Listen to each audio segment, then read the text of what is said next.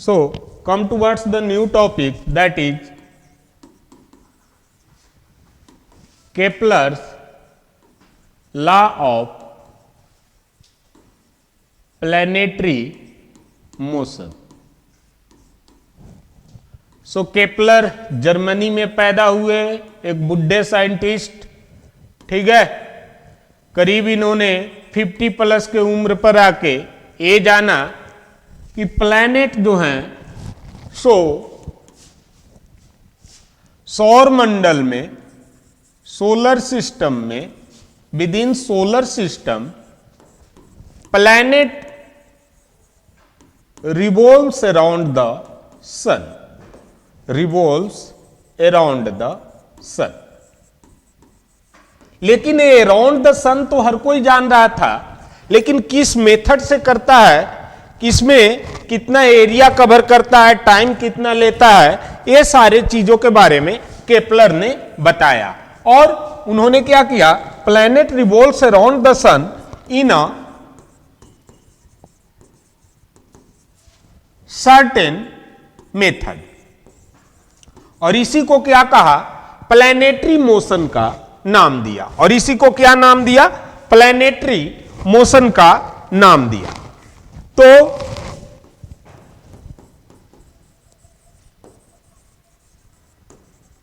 Planetary motion का नाम दिया, तो उसे हम लोग जानते हैं Kepler's law of planetary motion के नाम से जानते हैं। क्लियर है। तो Kepler law of planetary motion कितने हैं, केपलर्स लॉ टोटल कितने हैं, तो केपलर्स ने दिया टोटल 3 लॉज दिया। कितने लॉज दिया, 3 लॉज। सबसे पहला law of path, Kepler law of path मतलब जो रास्ता अपनाता है कोई भी प्लैनेट चलने में, वो किस रास्ते से जाता है, ठीक है। तो क्या कहता है, planets move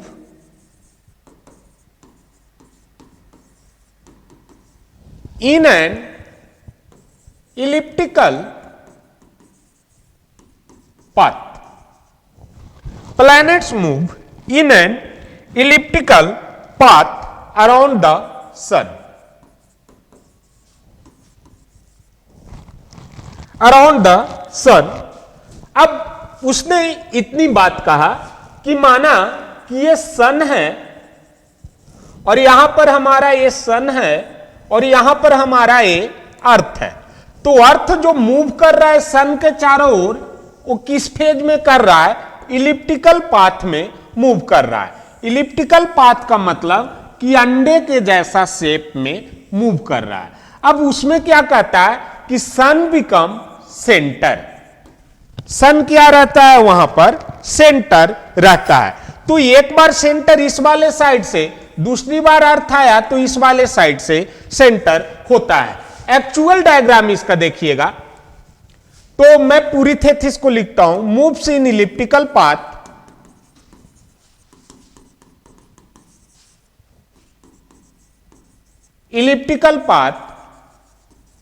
around the sun with sun as a centre और फोकस। क्योंकि इलिप्स है भैया, तो इलिप्स में फोकस होता है, और टोटल कितने फोकस होते हैं, कितने फोकस होते हैं इलिप्स में, 2 फोकस होते हैं, ठीक है। तो 2 फोकस होते हैं टोटल। ये देखो बाल खराब हो गया, अब मैं स्मार्ट नहीं दिख रहा हूं, ठीक है, ठीक दिख रहा है, हाँ। तो देखिए, moves in elliptical path around the sun with sun as a centre और फोकस।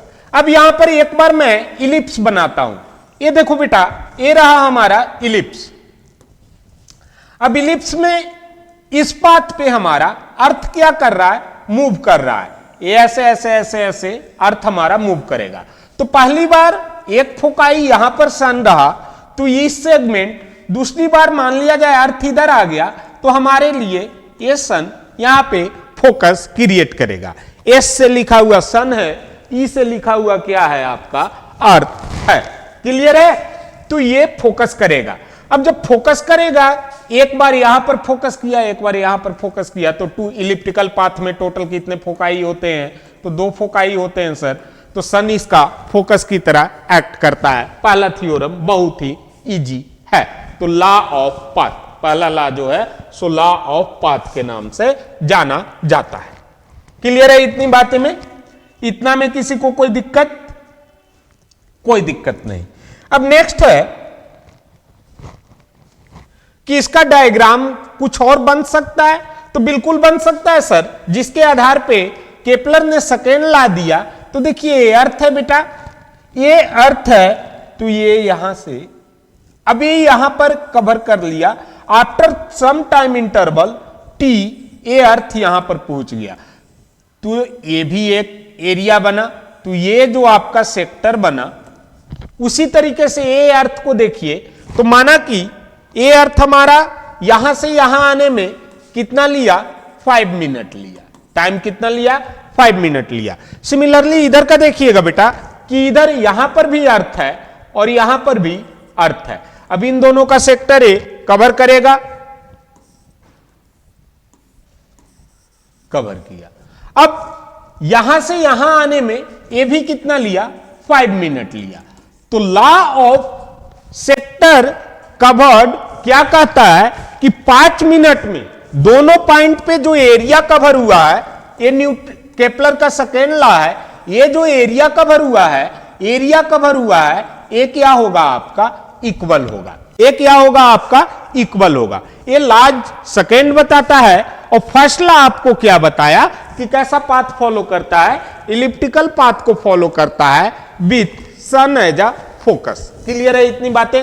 तो केपलर सेकेंड लॉ की तरफ बढ़ते हैं। तो Kepler first law of path, planets move in elliptical path around the sun and sun acts as a focus. ये जो है, ये मैंने एक ही पाथ पर बताया है सन का, कि एक तरफ का अगर इलिप्स में सेंटर ले लेंगे तो क्या होगा, लेकिन इलिप्स के कितने सेंटर लेने हैं? 2। तो रियल डायग्राम आपका ए है। आगे चलते हैं। केपलर्स सेकेंड लॉ,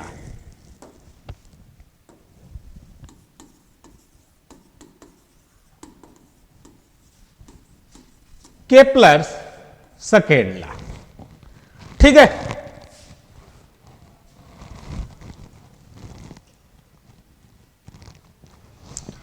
तो केपलर सेकेंड लॉ के क्या कहते हैं? Laws of area covered.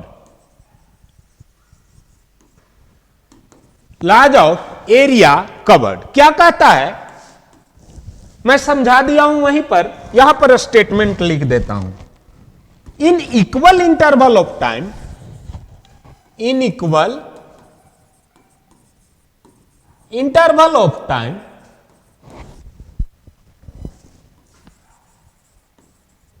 Earth covers equal area of a sector of a path.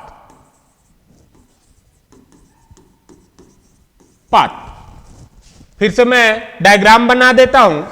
एक बार सन यहां पर रहा भैया, और दूसरी बार सन यहां पर रहा, और ये पाथ को फॉलो करेगा, इलिप्टिकल पाथ को।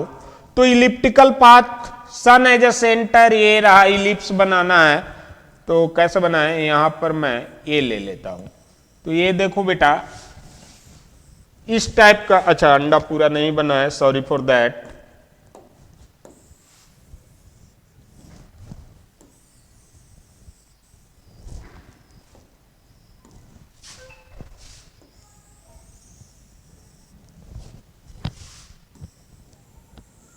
ये कुछ इस टाइप का बनेगा, ठीक है। अब ये इस टाइप का बना,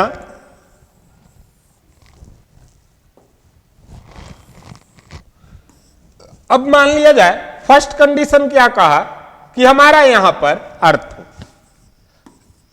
अब ये अर्थ इससे सेंटर मिलाइए, और ये अर्थ आफ्टर 5 मिनट यहां पर पहुंच गया, तो इससे सेंटर मिलाइए।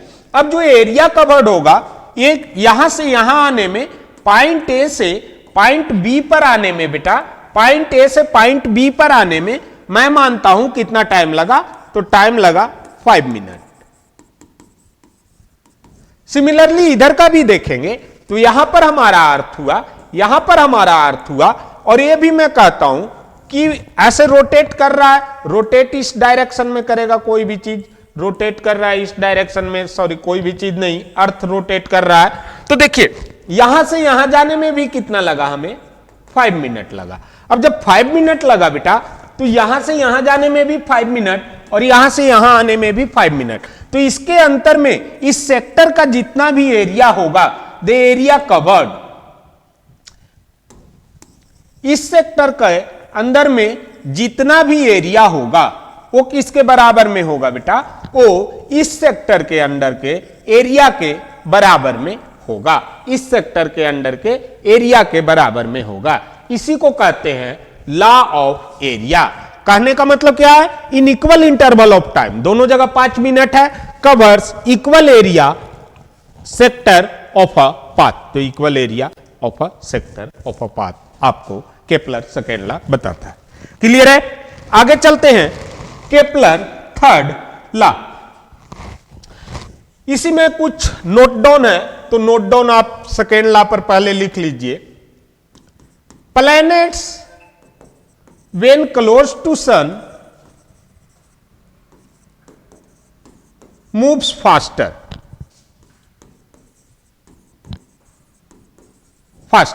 जैसे जैसे सन के नजदीक आते जाएगा प्लैनेट्स क्या करते रहते हैं, क्लोज जैसे ही होते जाता है प्लैनेट्स फास्टर मूव करते जाते हैं, और बाकी उल्टा है कि जब दूर जाएगा तो क्या करेगा, धीरे धीरे मूव करेगा।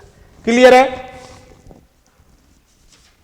Next, does the planets have the constant speed of moving? क्या ऐसा होता है कि प्लैनेट्स कांस्टेंट स्पीड से मूविंग कर रहे हैं? तो नहीं, मैं यहां जब बात पहले ही बता दिया कि फास्टर मूव करने लगेंगे, स्लोअर मूव करने लगेंगे, तो faster slower is not a constant, okay ना। So planets never moves with a constant speed, हर बार इनका स्पीड क्या रहेगा, अलग रहेगा। तो planets never move with a constant speed। Clear है इतनी बातें? तो प्लैनेट्स कांस्टेंट स्पीड से नहीं मूव करते हैं। आगे चलते हैं, केपलर का थर्ड लॉ। तो केपलर का थर्ड लॉ क्या कहता है, दिखाई दे रहा है सबको? कलर चेंज करें,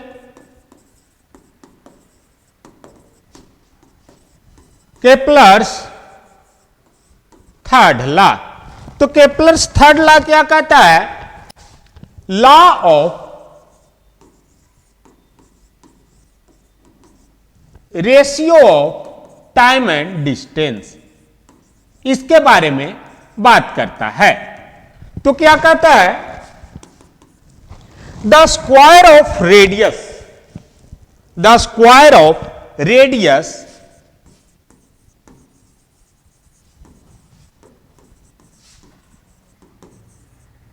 of the path, the square of radius of the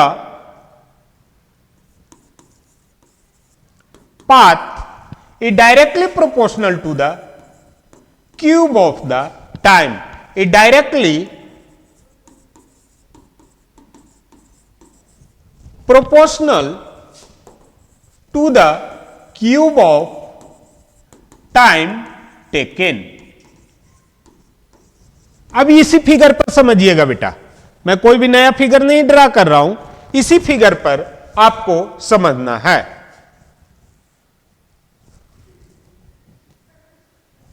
तो देखिएगा,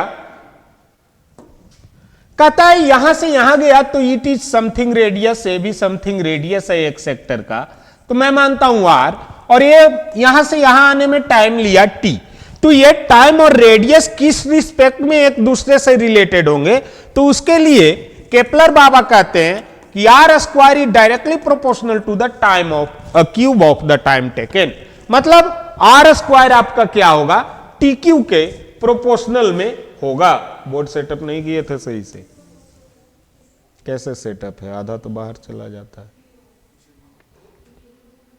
ठीक है, तो the square of radius of the path is directly proportional to the what time taken, और in other word, और इसे कैसे लिख सकते हैं, the cube of the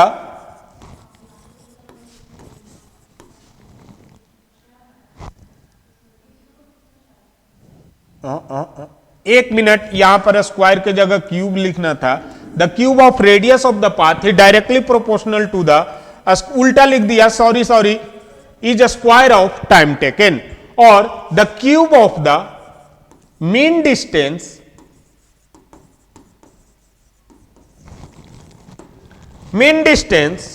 of planet from the sun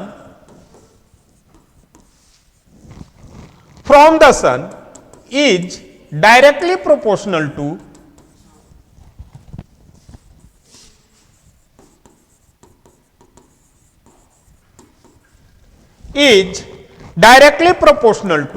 the square of the time taken.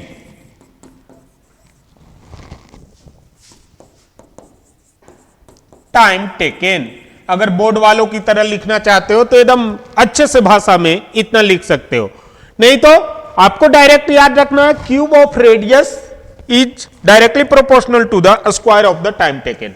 तो according to Kepler third law,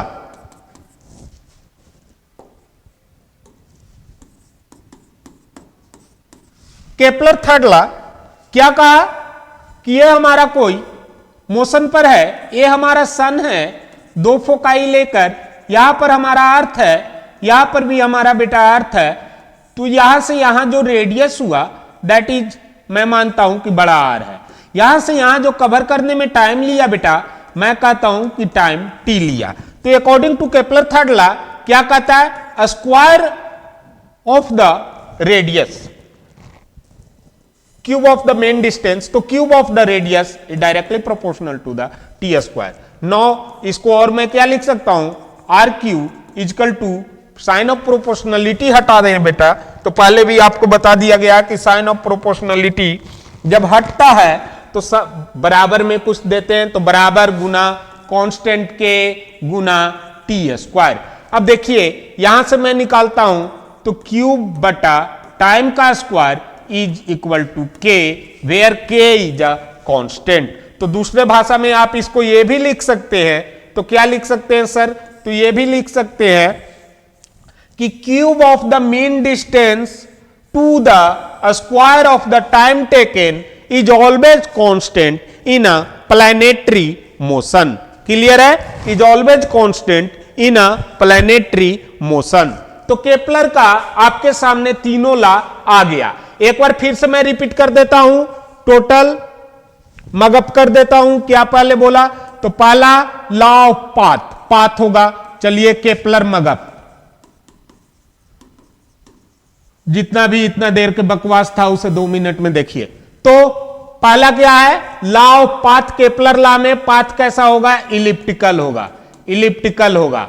दूसरा, elliptical में घूमने वाला कौन रहेगा, तो अर्थ, ठीक है. और स्टेबल कौन रहेगा, तो फोकाई कौन रहेगा भैया, तो फोकाई रहेगा सर सन.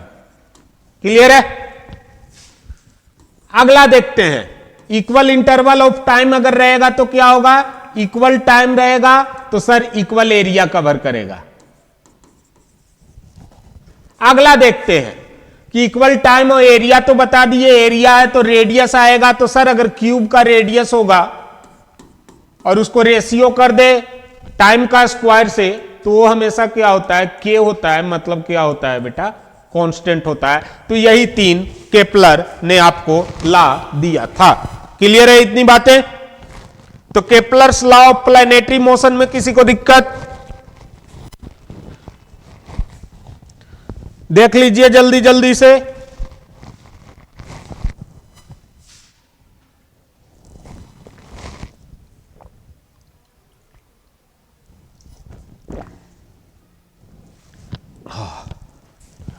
ठीक है.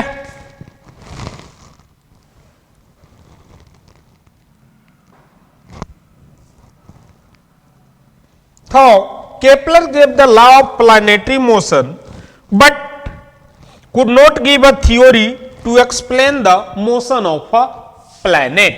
तो केपलर के बारे में याद रखना है भैया, gives the law of planetary motion but never possess any type of the theory that can prove the what motion of planet. It was Newton who showed that cause of the motion of planet is the gravitational force, और उसी gravitational force के कारण सन के चारों तरफ moon चक्कर लगाता है, सॉरी अर्थ चक्कर लगाता है, और अर्थ के चारों तरफ मून चक्कर लगाता है।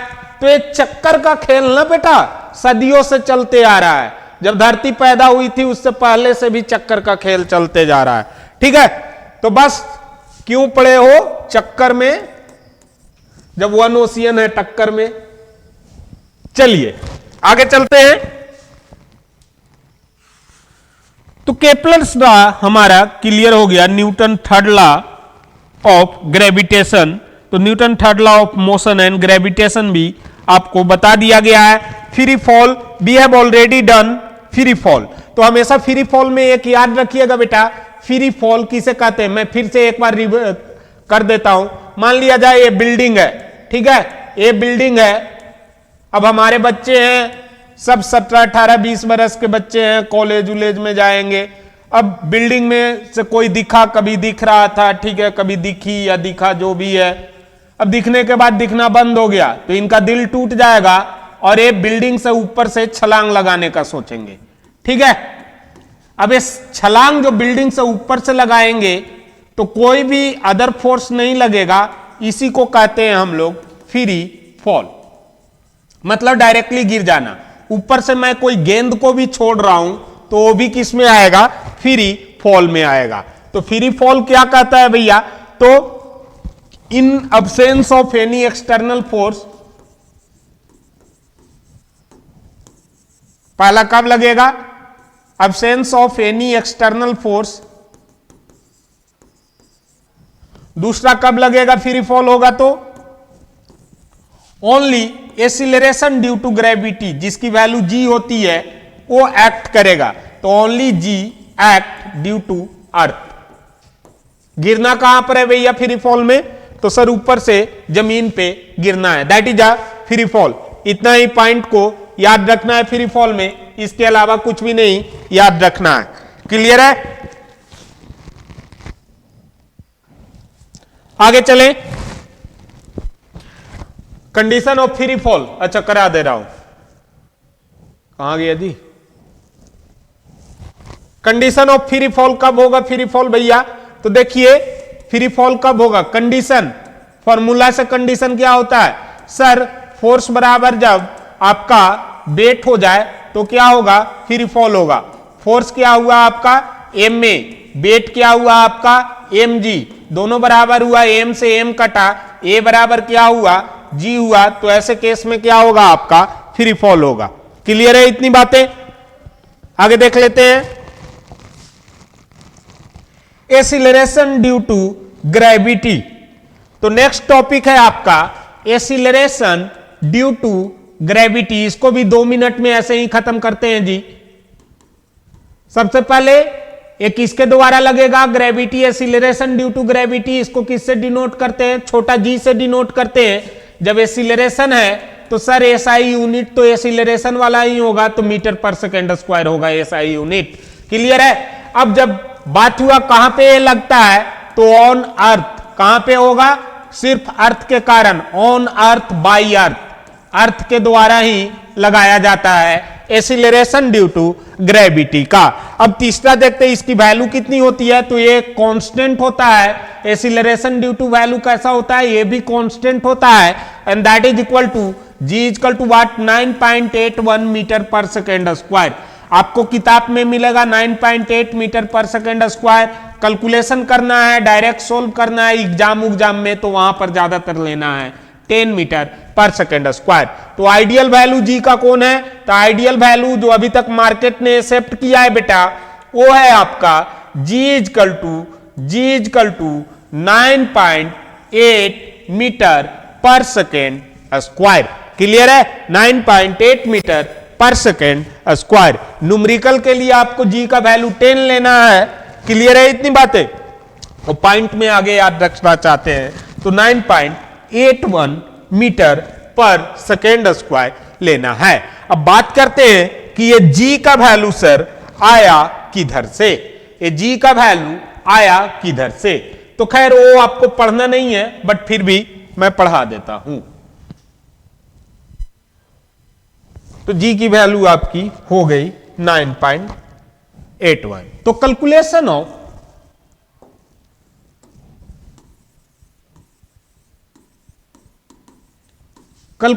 Of acceleration due to gravity.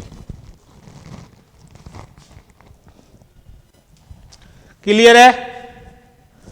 तो देखिए, मैं मानता हूं कि भैया ये हमारा अर्थ रहा,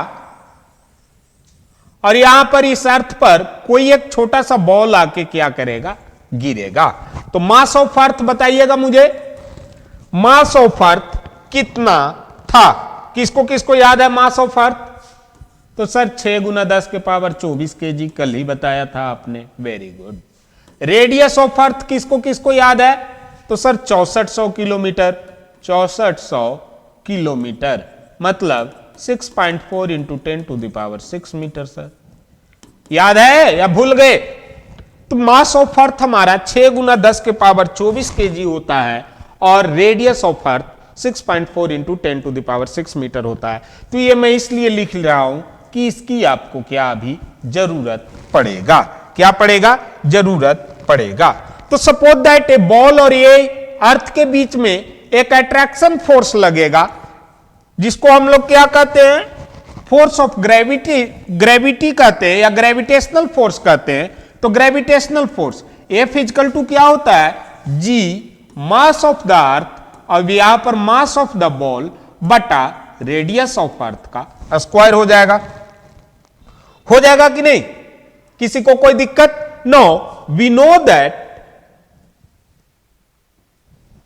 F बराबर आपको G me into M B divided by R E का स्क्वायर मिल गया। अब F बराबर और क्या होता है? तो सर F बराबर आपका एक होता है एम ए होता है। एक क्या होता है? F बराबर एम ए होता है, और दूसरा F बराबर आपको क्या आया, G M E M B by R square आया। अब इतनी बातें जब आ गया तो F से F डिवाइड करोगे, आपको ए ऐसे ही मिल जाएगा। तो देखिएगा क्या करेंगे हम,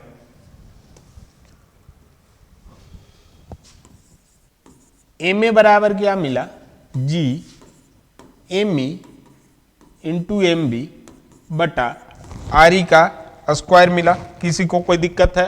तो ये जो एम छोटा वाला है, यही किसकी मास मैं बोल रहा हूं, बॉल का मास कह रहा हूं। तो mass of ball let us से एम, तो ये भी एम और ये भी एम, तो एम से एम कैंसिल होगा, एम से एम कैंसिल हुआ, तो आपको क्या मिल गया बेटा, आपको मिल गया A equal to G M E बटा आर ई का स्क्वायर।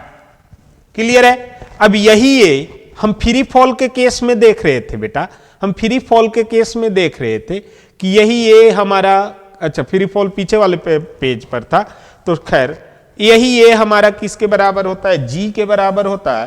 तो in the case of free fall जब होगा तो ए इजकल टू क्या रखेंगे, जी रखेंगे।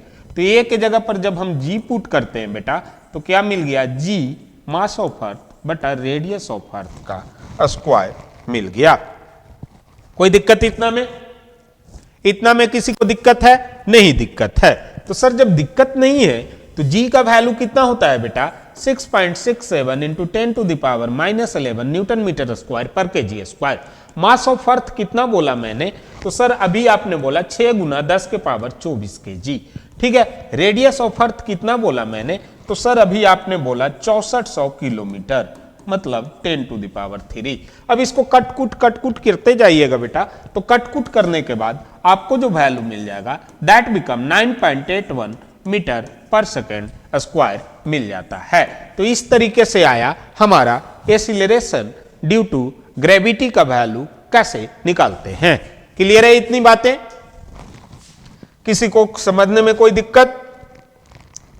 तो जी बिकम व्हाट, 9.81 मीटर, अच्छा इसका स्क्वायर करना था, सॉरी बेटा, इसका स्क्वायर कर दिए तो आपको जी become what 9.81 metre per second square मिल गया। कोई दिक्कत किसी को? तो यही है हमारा एक्सीलरेशन ड्यू टू ग्रेविटी। अर्थ किस एक्सीलरेशन से अपनी तरफ किसी को खींचती है? तो 9.8 मीटर पर सेकेंड स्क्वायर के एक्सीलरेशन से अपनी तरफ किसी को खींचती है। कोई पेड़ पे चढ़ा हुआ है, पेड़ से नीचे कितना स्पीड से गिरेगा? तो सर एक्सीलरेशन उसका रहेगा 9.8 metre per second square. Clear है इतनी बातें?